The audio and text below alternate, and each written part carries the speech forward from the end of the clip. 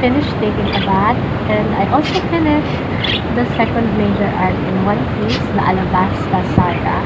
I'm outside, so if you can hear a lot of birds chirping, that's our pet in the house. Okay, so I really don't have any pointers laid out, unlike the first video, the first arc. So I'm just going to ramble here pointlessly. So I really got frustrated when Nami had a fever and she was dying and everyone was so annoying. Well, not the crew, but like, everyone that they meet are just hindering them. They met so many obstacles and Nami was like, in a critical condition. The heavy snow, the giant rabbits, the king of Drum Kingdom and his followers, the avalanche, the doctor going into another town, and then the high tower too, where Luffy really had to climb up, and he was almost dying also. But like, he really showed his determination there, and that I really admired what he did there, the lengths he could go just so he can save his nakama. Really funny scene was when they met Chopper for the first time, and then Luffy and Sanji had to walk up, and then they met Chopper and said he was me. Also, a very funny one is when they met the hunting bear, and whenever they cross paths with that bear, they need to bow as respect and manners. I don't know, that was just very random to me. But I'm not complaining. This arc is where we met Chopper, Ace, and Robin for the first time. So there's two additions in the pirate crew. I kind of got bored on the lack of action, at the first start in Alabasta when they were on the deserts. But they met a lot of like every creature possible or every disaster possible on that desert. I don't know if they're just unlucky or like they are really magnet for trouble. And then yeah, uh, a lot of things happened. The rebellion, the Baroque works, the navy. It's just a really long fight. One thing that I really love in this arc is, you know, the confidence and the trust that they have with each other as a crew, where they're okay with being separated for a while, because they trust that the other will turn up fine in the end. Because I think a lot of shonen, you know, shows teamwork by sticking with each other, by not separating, by really assisting each other all the time. But here, they really show their individuality, and I think that's beautiful because like everybody shined and everybody improved. Even though they might leave each other for a while, being separated, they are still solid. In their heart, they know that they will turn up fine. So yeah, it's already 3 p.m. I just finished, well, I'm not yet finished, but I took a little break, studying finance security analysis, preparing for my midterms. Now I'm just gonna eat some muffin for merienda because it's already 3 p.m. and I'm hungry. And then after studying, I am going to watch another episode again. This time from the next arc. I still don't know what arc it is. Um, let's see.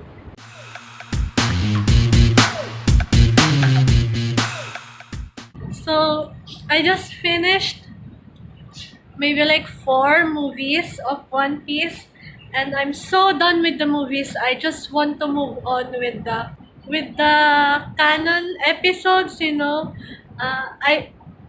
I plan to watch everything. Like I don't skip an OVA, a movie, or an episode. I just watch in 1.25 so that it can get faster. So I just finished the day after yesterday, Chopper's Kingdom, Island Kingdom, something. where Chopper was the king. And then yesterday I watched two movies titled Dead End Adventure. They entered a race there, and um, Luffy ended up beating someone who has a candy powers, someone who ate the candy devil fruit. And then I also watched the Curse of the Sacred Sword, where they met, a princess, I think, of the tribe. They also met Saga, the childhood friend of Zoro. Because my brain is not working, okay? I am tired today. And then I just really finished recently, uh, before I started filming this. Open Upon the Great Sea, okay? Where they met three kids and another, pirate uh, boss who conducts a symphony, which is kind of weird, but like I really liked it because that is like the first time they found the treasure. Even though it's not like a treasure chest, but it's an oyster with a pearl. Anyway, I just want to watch the actual episodes now. Bye!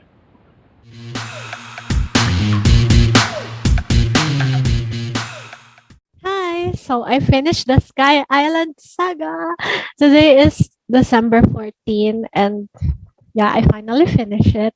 So it's not my favorite arc, but I had a lot of insights about this, so I hope you stay till the end. So first of all, at the very first start, um, I've never been more frustrated than when they met Bellamy and his crew on Jaya Island. Like they were so boastful. Like it was so annoying. That is why it was hella satisfying when Luffy threw that, one punch on Bellamy. Like that is so badass. I really like that scene and I wish I can see more of that in the future. On the Sky Island, when they managed to go up there, um, at the first, I really hated it, you know, because these people are so hostile to visitors. Like, if I will give a rating or a review, I will put a 1 star because they're so annoying. They put all this rules and God, and that place is not heavenly at all. Plus, even though being religious is a good thing, they're taking it too far. I hate their blind ignorance. People has this priest and so-called holy beings as an excuse, and I really hated it so much. It irked me so much. This arc really showed religious gaslighting. Do you know that? On the other hand, geopolitical war is also portrayed very well. Here we can visibly see that long wars can happen because neither side is willing to give in or compromise. It's all very complicated, but the anime made it, in a casual, simple way. I don't know, it's amazing. I was so stressed when Nami was left alone with Eneru, like she's the only one left. Well, technically, she wasn't the only one left because Luffy was still inside that dragon thingy. That big snake. Anyway, I really liked Conis though. I think she was the most underrated character on this arc. Like, she denied the god Eneru and she shot the sky upward. And she managed to convince the citizens to flee, escape the city. A sweet woman turned badass. We like to see it. On Luffy versus Eneru, I really laughed so hard when Luffy went into an airhead mode. Like that was so random. I think, it's one of the greatest things I think in the anime. The humor. I really like the humor. I don't know if that was extremely stupid or extremely genius. Maybe. both. With Calgara and Nolan Mont Black, okay, this is where I really appreciated, I really started appreciating Oda's writing. Something that is known as a children's story, a children's book. To scare children that they shouldn't lie because they will die and be punished.